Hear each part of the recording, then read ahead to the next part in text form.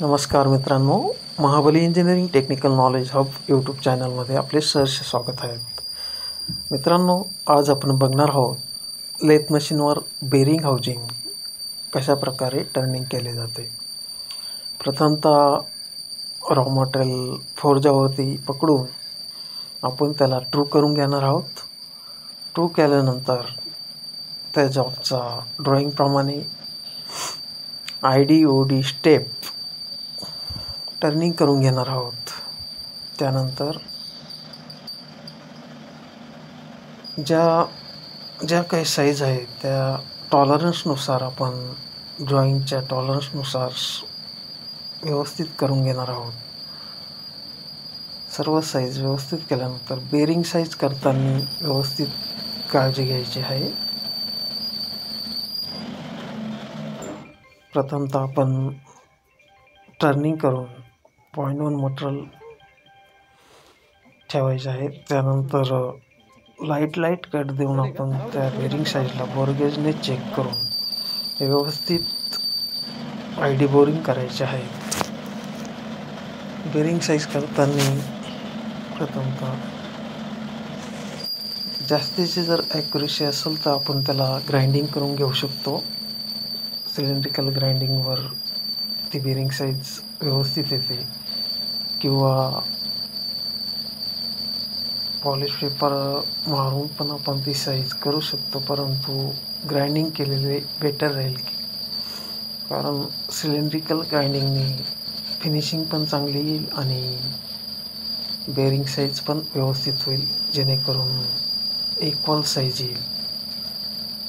Polish पेपरने कमी जास्त size होऊ शकते, किंवा त्या साईज करायला खूप वेळ लागू शकतो.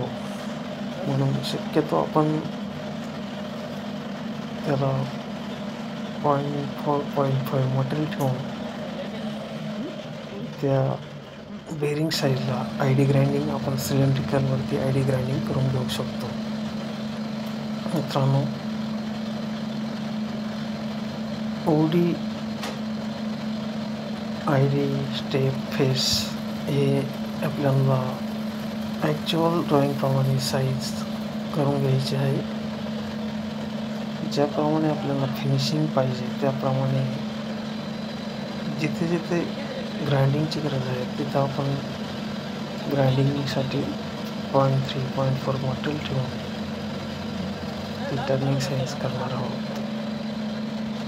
अशा प्रकारे स्टेप बाय स्टेप आपण त्या बेरिंग हाऊजिंग टर्निंग करणार आहोत. तुम्ही बघू शकता, हा जो जॉब चालू आहे ही एक बेरिंग हाऊजिंग आहे. स्टेप बाय स्टेप आपण तिला फेस टर्निंग केलेलं आहे, ID टर्निंग केलेलं आहे, आणि आता OD टर्निंग हे ऑपरेशन चालू आहे. मित्रांनो,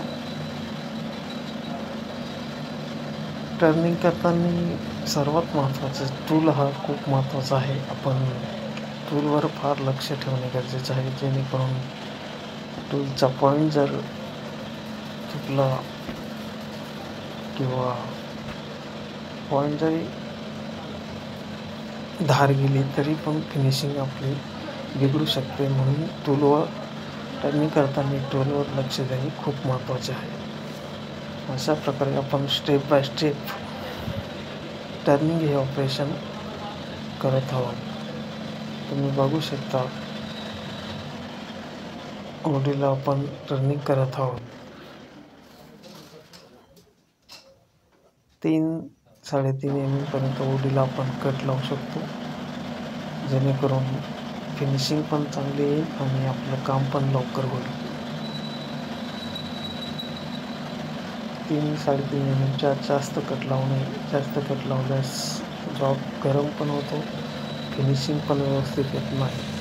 म्हणून कमीत कमी 3 ते 3.5 mm पेक्षा जास्त कट लावू नये OD टर्निंग करताना. आणि ID बोरिंग करताना 2 ते 2.5 mm कट लावणे चांगले आहे. त्याच्यानंतर स्टेप बाय स्टेप आपण ड्रॉईंगप्रमाणे त्याची साईज केलेले आहे. तुम्ही बघू शकता आपण अगोदर जी बेरिंग हाऊसिंग फिनिश केलेली आहे बघा तर कशा प्रकारे केलेली आहे.